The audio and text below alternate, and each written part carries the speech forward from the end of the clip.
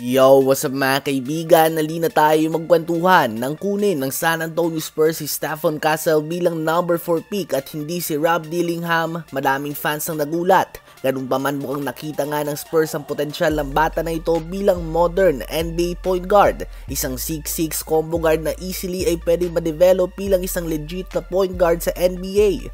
Kanina sa second summer league game ng San Antonio Spurs ay nagtala ang number 4 pick ng 22 points, 4 rebounds and 5 assists. Ito nga ay matapos na magtala niya ng 19 points, 6 rebounds, 5 assists and 3 steals sa first game.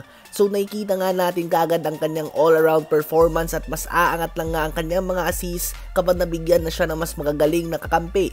Sa ngayon, ang next step nga kay Castle ay ang consistent mid-range. Nakakapunta nga siya sa spots sa gusto niya with ease. Sadyang hindi niya pa ito na ipapasok sa ngayon. Subalit tiyak nga na madali niya itong may de-develop under the wing of Chris Paul na halos hindi magpinti sa mga mid-range pull-up. Napataas nga ang kilay ng madami ng trinade ng San Antonio Spurs ang number 8 pick nila na si Rob Dillingham, subalit kinuha din nila sa second round si Juan Nunez mula sa Spain na maglalaro ngayon sa Olympics at kinuha pa nga nila si Chris Paul na pwedeng mag-mentor sa mga batang player na ito moving forward.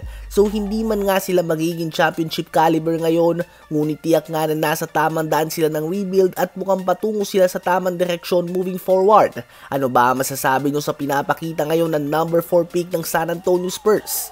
Tungo naman tayo kay Kevin Durant. Si KD nga other than shoot around ay wala pang nagagawa na drills para sa kanyang national team dahil sa kanyang calf injury na siya din na naging sanhi ng kanyang Achilles injury noon nang pilitin niya na maglaro sa Game 5 ng NBA Finals laban sa Raptors nung siya ay parte pa ng Golden State Warriors under Steve Kerr. At ngayon nga mga kaibigan ay hindi pa din sumasali si KD sa practice kahit na nasa Abu Dhabi na sila at 2 weeks away na lamang sa Olympics.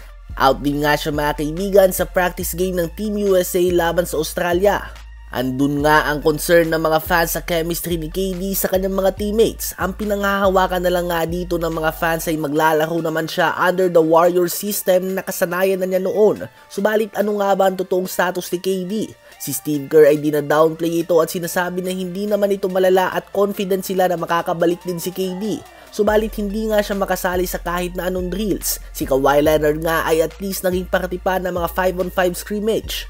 Ang iniisip nga ng mga fans ay may pwesto na si KD sa Team USA ngayon kahit injured bilang respeto sa kanyang mga nagawa. Siya nga ay 4-time Olympian na kapag naglaro siya ngayon. May 3 gold medal at siya din ang all-time leader sa puntos ng Team USA history. So kumbaga show-in na siya kahit may iniinda siyang injury.